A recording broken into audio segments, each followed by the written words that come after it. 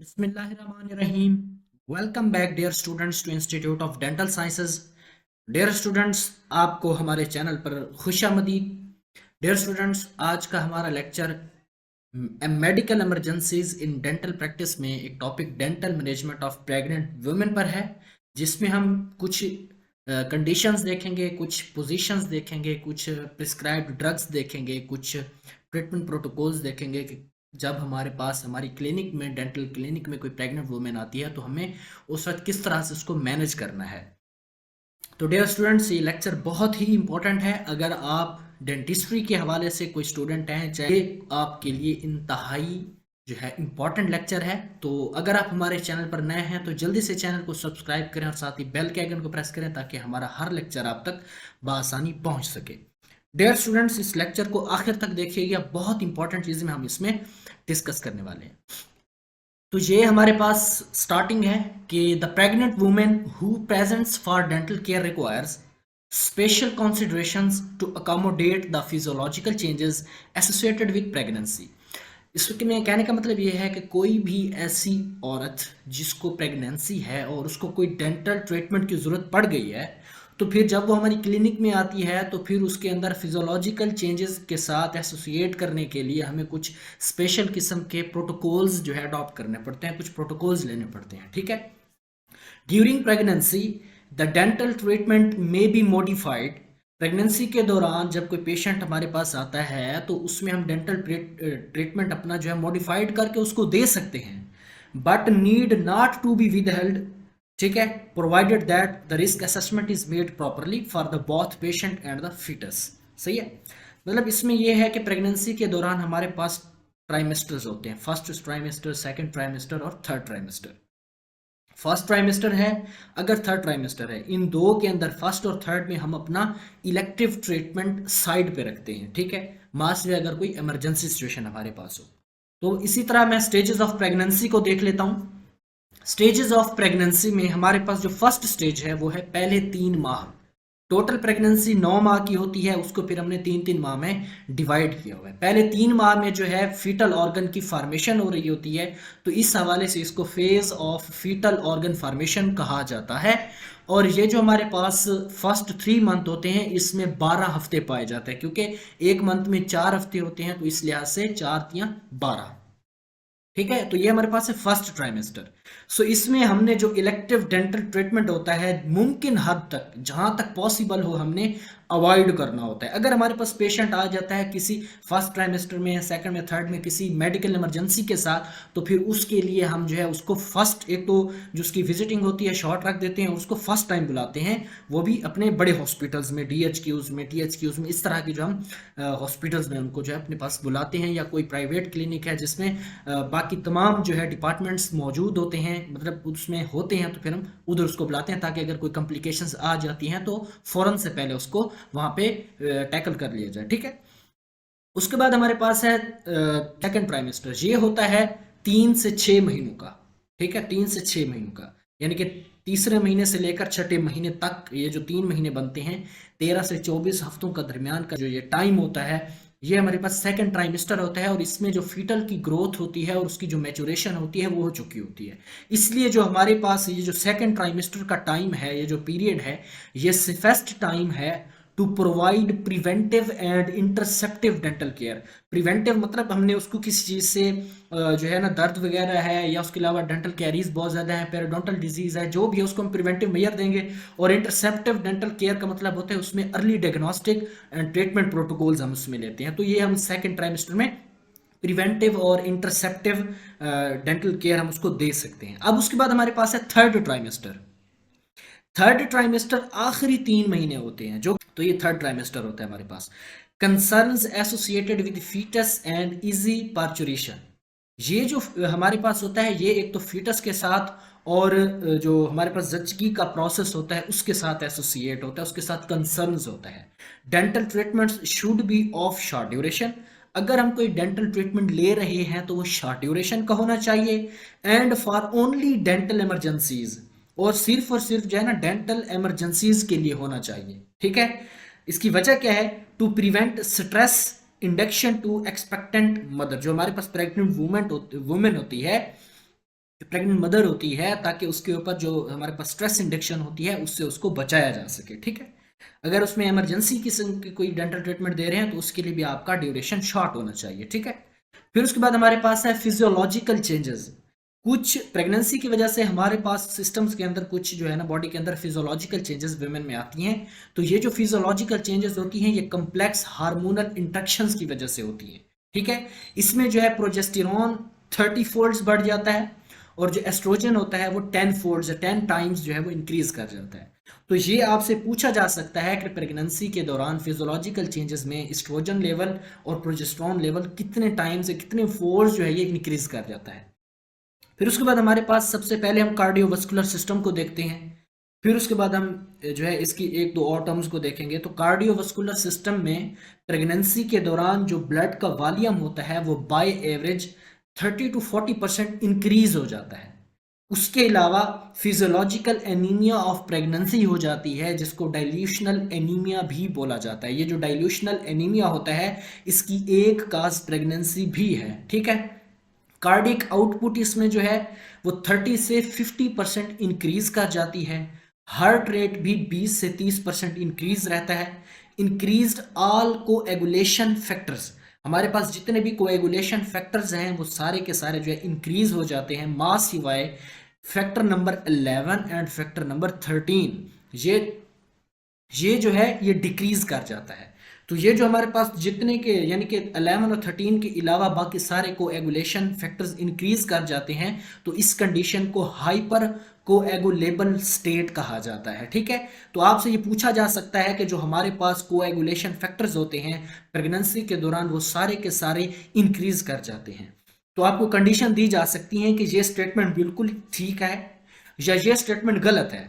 अगर गलत है तो बताएं कि क्यों गलत है, तो फिर आप बताएंगे कि इसमें जो फैक्टर 11 और फैक्टर 13 होता है वो डिक्रीज रहता है। ठीक है, फिर उसके बाद एक हमारे पास एक सिंड्रोम है जो कि प्रेग्नेंट वुमेन के साथ अमूमन डेंटल ट्रीटमेंट के दौरान अगर उसको प्रोटोकॉल ना दिए जाए तो वो इसको फेस करना पड़ सकता है। वो है supine hypotensive syndrome.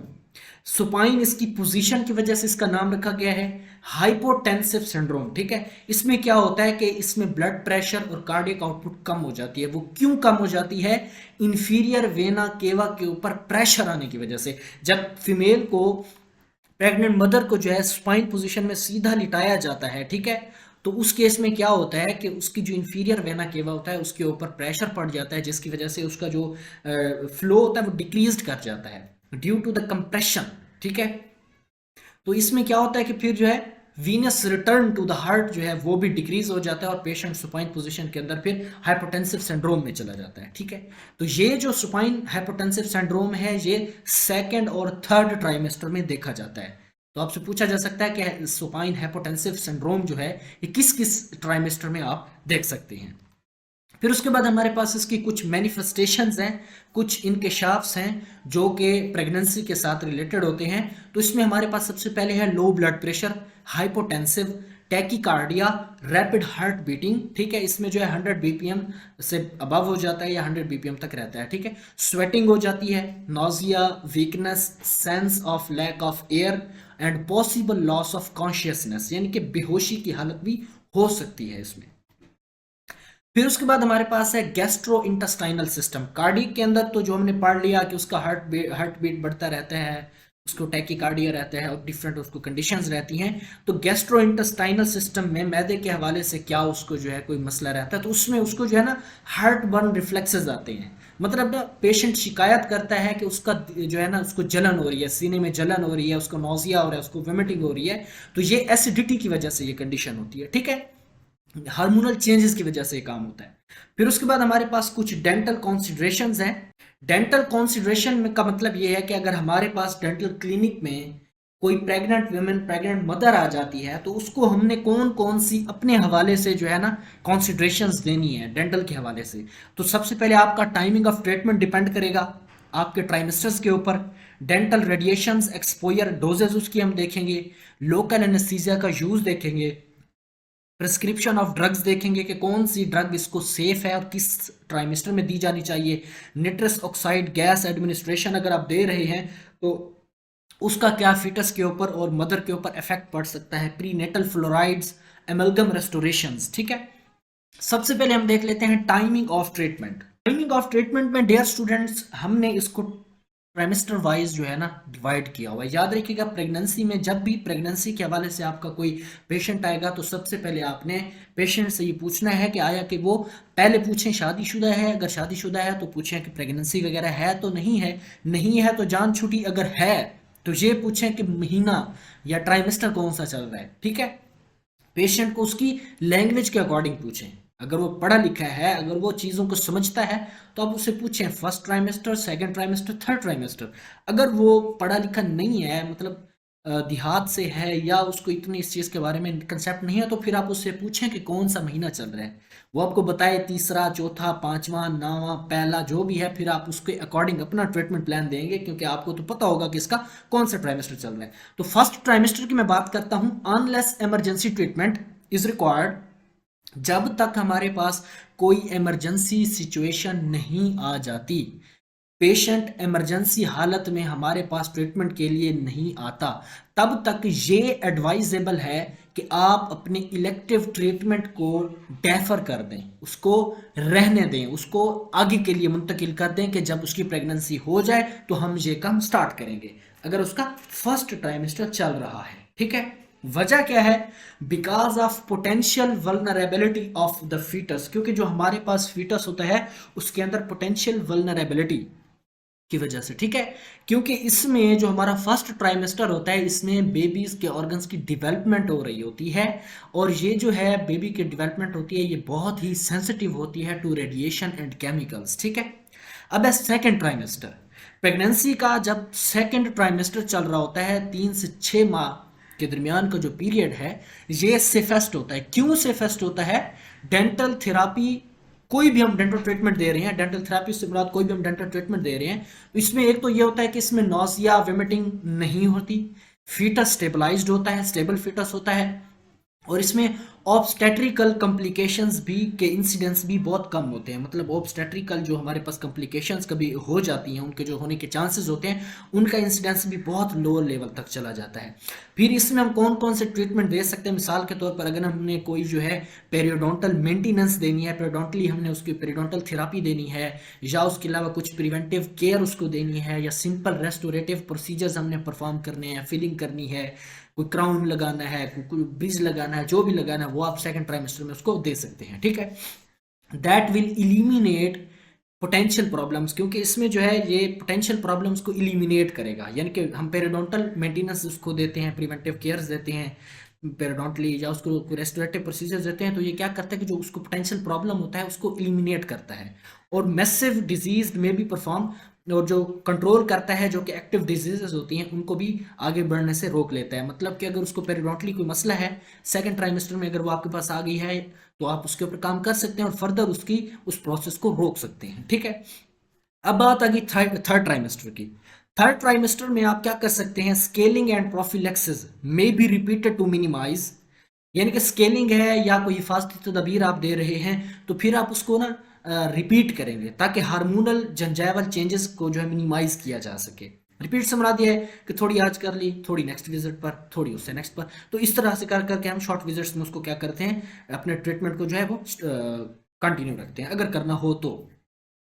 Elective treatment should be avoided, जो इलेक्टिव ट्रीटमेंट है तो उसको हम अवॉइड करेंगे, ठीक है। शॉर्ट विजिट्स रखेंगे।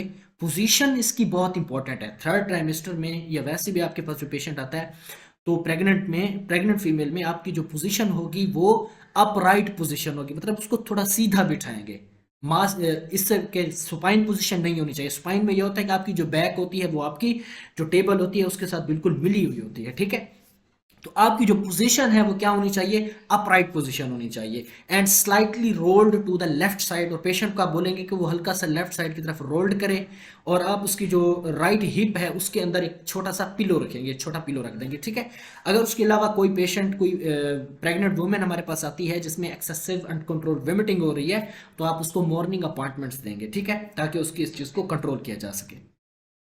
अब उसके बाद हमारे पास है डेंटल रेडिएशन एक्सपोयर। अगर आप डेंटल रेडिएशंस लेना चाहते हैं, कोई डिजीज़ है, कोई नीचे पेरियोडोंटल एब्सेस देखना चाहते हैं, या उसके अलावा उसका कोई इन्फेक्शन है, उस इन्फेक्शन को चेक करना चाहते हैं, तो जब आप वो रेडिएशन एक्सपोजर देंगे तो क्या सवाल पैदा होता है कि इसका कोई फीटस के ऊपर या किसी चीज़ के ऊपर इफेक्ट पड़ेगा। तो याद रखिएगा, दूसरे और छठे हफ्ते में ऑफ गेस्टेशन, दूसरा और छठा हफ्ता ऑफ गेस्टेशन, ठीक है, इसमें क्या होगा, foetus is most susceptible to the radiations. Single dental X-ray exposes patient to 0.01 millirods, means 40 times less than daily dose acquired from cosmic radiation. उसके अलावा ऐसी डोजेस जो लेस देन 5 to 10 रॉड्स हैं, 5 to 10 रॉड्स हैं, वो teratogenic नहीं है। Teratogenic का मतलब होता है कोई भी ऐसा एजेंट, कोई भी ऐसा सब्सटेंस या कोई भी ऐसा फैक्टर जो कि बर्थ डिफेक्ट्स या बर्थ एबनॉर्मेलिटीज डेवलप करता है इन अ डेवलपिंग एम्ब्रियो और फिटस, ठीक है। तो ये टेराटोजेनिक की डेफिनेशन है। तो doses less than 5 to 10 rads ना टेराटोजेनिक, यानी कि जो 5 to 10 रॉड से नीचे हैं वो आप यूज कर सकते हैं। Therefore diagnostic dental x-rays, इसमें बाइटविंग एक्सरे आ जाता है, पेरिएपिकल एक्सरे आ जाता है, इंट्राओरल एक्स्ट्राओरल एक्सरेज इसमें आ जाते हैं। Should not be with held during pregnancy, मतलब प्रेगनेंसी के दौरान अगर जरूरत पड़ती है तो इसको यूज कर लें। एक्सपोयर कैन बी लिमिटेड, तो ये जब एक्सपोयर एक्सरे ले रहे हैं तो उसके लिए आपने क्या करना है, पेशेंट को लेड शीट अपॉन पहना देनी है, मॉडर्न फास्ट फिल्म्स का इस्तेमाल करना है और अवॉइडिंग रिटेक्स, बार बार लेने से भी अपने मन यानी कि रुकना है। तो इस तरीके से आप जो अपना डेंटल रेडिएशन एक्सपोजर कर सकते हैं। अब उसके बाद है प्रिस्क्रिप्शंस ऑफ ड्रग्स। कुछ हमारे पास जो ना ड्रग्स की प्रिस्क्रिप्शंस हैं। अच्छा, इसमें हमने ना एफडीए ने इसमें कैटेगरी बना के दिए हैं, category A B C D and X, ठीक है। कैटेगरी ए आगे जो 7 दूसरे टेबल में इस जगह पे हमें जो है ना बी, बी डी, सी, सी डी, एक्स और इस तरह का जो मेंशन साथ किया गया है, तो वो ये आपका इस टेबल के साथ रिलेटेड है।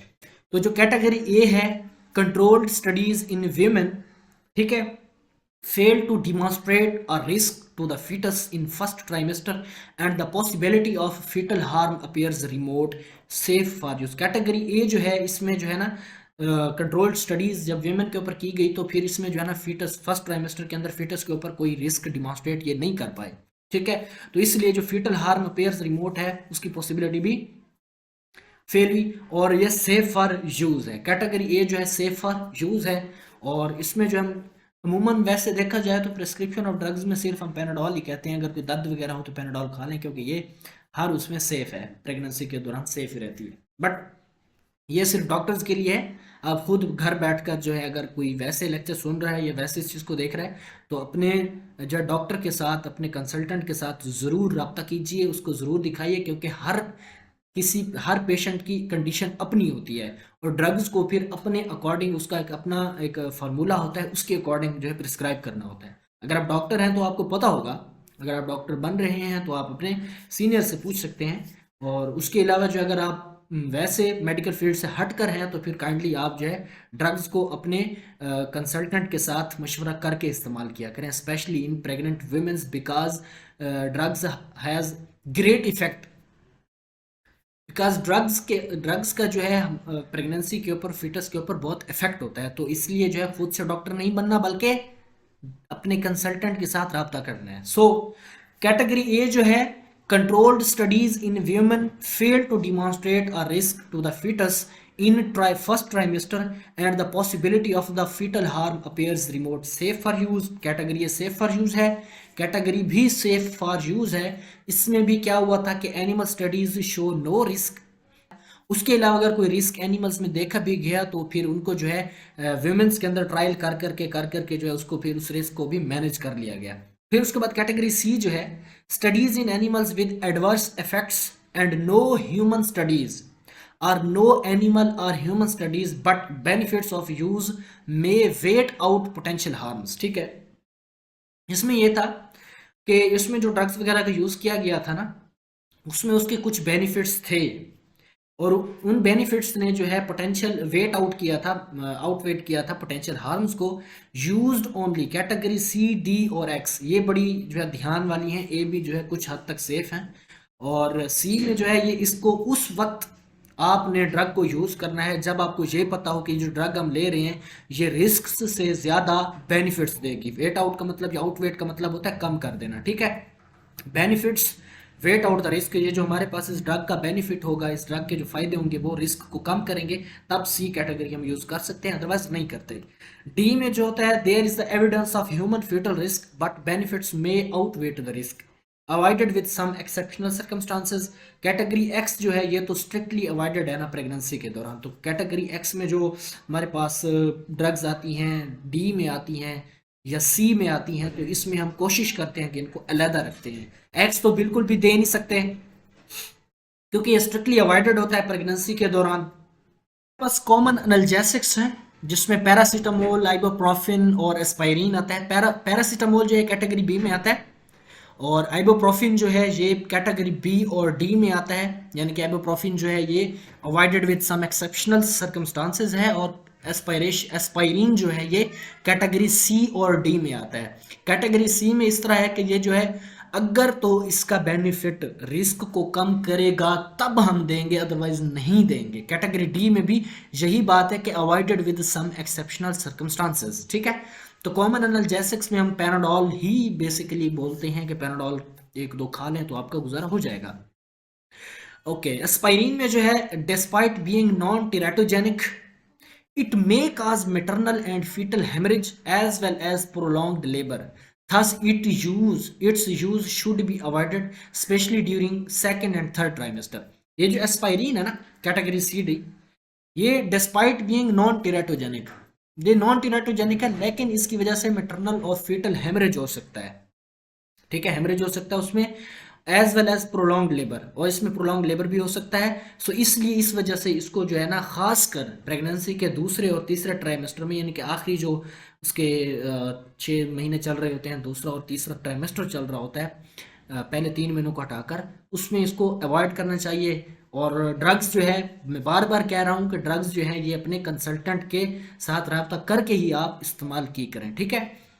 कॉमन एंटीबायोटिक्स, कुछ एंटीबायोटिक्स हैं, कुछ एंटीबायोटिक्स में हमारे पास पेंसिलिन, एमॉक्सिलिन, सिफेलोजीन, इरिथ्रोमाइसिन बेस आती है, ठीक है। इरिथ्रोमाइसिन जो है ये नॉट एस्टेट एज इट काज, ठीक है, एज इट काज कोलेस्टेटिक हेपेटाइटिस, ठीक है। एरिथ्रोमाइसिन बेस जो है ये कोलेस्टेटिक हेपेटाइटिस काज करती है। क्लिंडामाइसिन है, टेट्रासाइक्लिन की अगर हम बात करें तो ये जो टेट्रासाइक्लिन है हमारे पास, ये accumulate in bones and chelates calcium, inhibits bone growth, discolour teeth, इसका ये मसला आ गया। नियास्टिटिन हो गया, क्लोरहेक्सिडिन रेंज हो गया, और मेट्रोनिडाजोल हो गया, ठीक है। तो कॉमन एंटीबायोटिक्स, ये जो जितनी हमारे पास एंटीबायोटिक्स हैं कैटेगरी बी में आ रही हैं, ठीक है। और इसमें यह होता है कि इसको कंट्रोल किया जा सकता है, बट सिडेटिव्स में हमारे पास डाइजिपाम आते हैं, और डाइजिपाम जो है ये अवॉइडेड है विद सम एक्सेप्शनल सर्कमस्टांसेस, मतलब इसको एक खास सर्कमस्टांसेस के अंदर दी जा सकता है, अदरवाइज हम उसको नहीं देंगे। फिर उसके बाद हमारे पास use of local anaesthesia. Local anaesthesia जब हम लगाते हैं तो क्या इसका प्रेगनेंसी के ऊपर या फीटस के ऊपर कोई असर है? तो जवाब है LAR in no way contraindicated for pregnant women, ठीक है। However, it should be remembered that all LA agents cross the placental barrier and enter the circulation of fetus. So, excessive amount of LA should not be used, and LA without vasoconstrictors are most suitable. LA लगाने से pregnancy के अंदर कोई कंट्रा indication तो नहीं है, लेकिन इसमें एक मसला ये होता है कि जो LA एजेंट्स होते हैं हमारे पास, आपने पढ़े होंगे, ये प्लेसेंटल बैरियर को क्रॉस कर जाते हैं, जिसकी वजह से जो है ना ये फीटस की इंटरनल सर्कुलेशन को अफेक्ट करते हैं। सो इसलिए हम LA की ज़्यादा मकदार भी यूज़ नहीं करते, और अगर आप LA यूज़ करते हैं तो फिर वैजो कंस्ट्रिक्टर के अलावा ऐसा LA इस्तेमाल करें जिसमें वैजो कंस्ट्रिक्टर्स ना हों, वो ज़्यादा सूटेबल रहेंगे। LA की हमारे पास कुछ एग्जांपल्स हैं जिसमें जाइलोकेन आता है, लीडोकेन, एटिडोकेन, पिरिलोकेन कैटेगरी बी में आते हैं, और प्रोकेन, ब्यूपीवाकेन और मेपिवाकेन, ठीक है। फिर उसके बाद हमारे पास है फ्लोराइड्स। फ्लोराइड्स का क्या इफेक्ट है? फ्लोराइड्स की अगर हम बात करें तो ये इनहिबिट करते हैं demineralisation and promote remineralisation of early caries. Fluoride की बात हो रही है। फ्लोराइड का काम क्या होता है कि ये कैरी से बचाते हैं, decrease the acid production in plaque, plaque के अंदर एसिड प्रोडक्शन को कम करते हैं, और जो है ये इनहिबिट करता है कैरियोजेनिक बैक्टीरिया की ग्लाइकोलाइसिस को। उसके अलावा फ्लोराइड इनहिबिट करते हैं एक्स्ट्रा सेलुलर पॉलीसेकेराइड्स की सिंथेसिस को, और उसके अलावा जो है ये सेफली टॉलरेटेड डोज जो है वो 1 mg पर किलोग्राम है फ्लोराइड की। टॉपिकल फ्लोराइड का भी प्रेगनेंसी के दौरान कोई रिस्क नहीं है। प्री नेटल फ्लोराइड्स कौन से होते हैं? The placenta only allows small amount of fluoride to cross, thus prenatal fluoride is relatively, ठीक है। फिर उसके बाद हमारे पास है एमलगम रेस्टोरेशंस। एमलगम रेस्टोरेशंस की अगर हम बात करें तो amount of mercury vapour released from amalgam fillings about 1 to 3 microgram per day is below the toxic level. It is well established that this amount is not enough to produce any teratogenic effect and pregnancy related to oral health problems. अब हमारे पास है pregnancy के साथ, pregnancy की वजह से oral health के ऊपर कौन सा इफेक्ट पड़ सकता है? जिंजावाइटिस बहुत कॉमन देखा जाता है प्रेग्नेंट वुमेन्स के अंदर, प्रेगनेंसी जिंजावाइटिस हो जाती है, प्रेगनेंसी एपोलिस हो जाती है। ये भी हमारा लेक्चर मौजूद है, इसको भी आप देख सकते हैं कि एपोलिस क्या चीज़ है। इरोजन हो सकती है, डेंटल कैरीज इसमें हो सकती है, और टूथ मोबिलिटी आ सकती है। प्रेगनेंसी जिंजावाइटिस की हम बात करते हैं, प्रेगनेंसी जिंजावाइटिस जो है ये बेसिकली जिंजाइवल इन्फ्लेमेशन होती है, इनिशिएटेड स्टार्ट होती है with plaque and exacerbated by elevating circulatory estrogen which increase the capillary permeability and affect the epithelium of gingiva, ठीक है। Estradiol and progesterone are essential growth factors for the prevotella intermedia. हमारे पास जो प्रोविटेला intermedia है ये एक bacteria है, ठीक है, जो हमारे पास एस्ट्रोडियल और प्रोजेस्टेरोन है, ये इस बैक्टीरिया की ग्रोथ के लिए एक खास फैक्टर्स हैं जिसकी वजह से जिंजावाइटिस हो सकती है।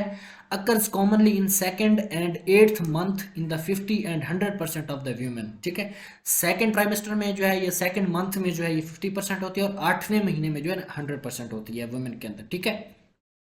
Created by scaling, root planning, cartilage and OHI. OHI से मुराद oral health instructions, ठीक है। ये हमारे पास कुछ पिक्चर्स हैं।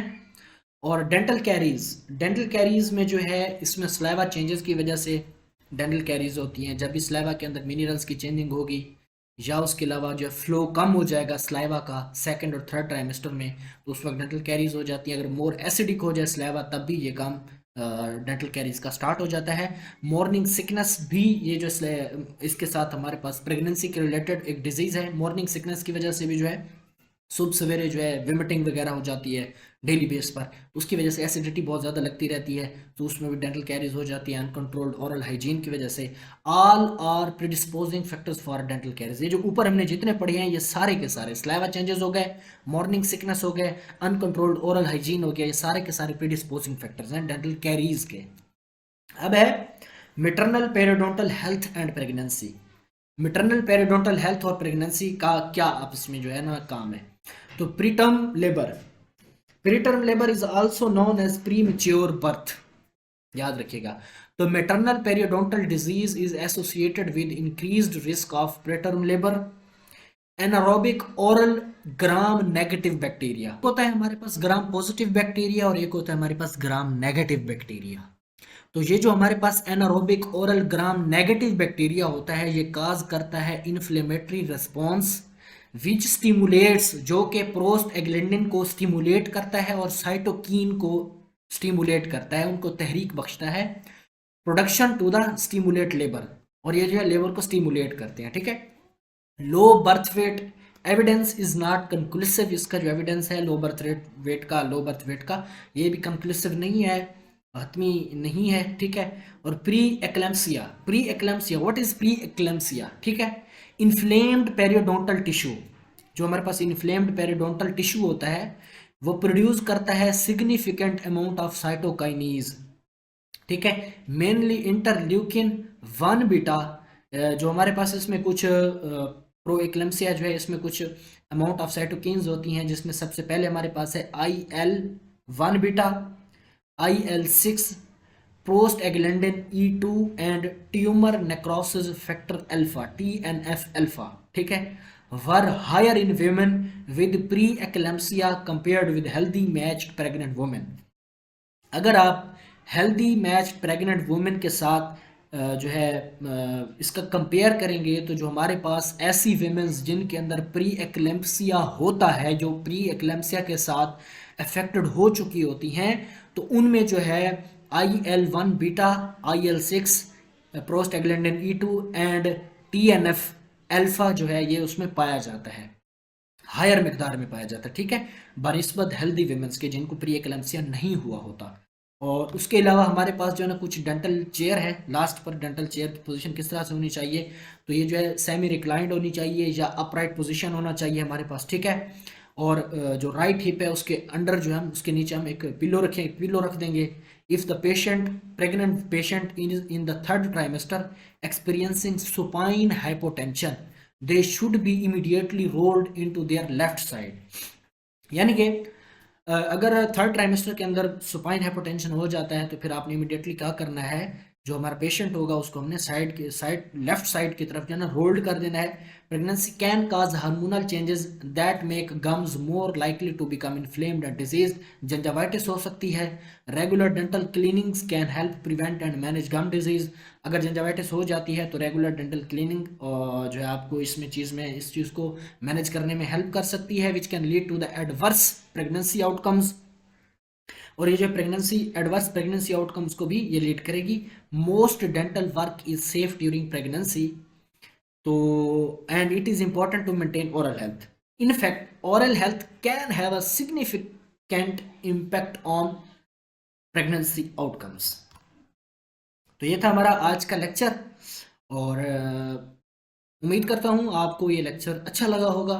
अगर मज़ीद किसी किस्म का कोई क्वेश्चन है, कोई कन्फ्यूजन है, तो आप कमेंट करके मुझे बताएं, इंशाल्लाह उसका जवाब आपको दिया जाएगा।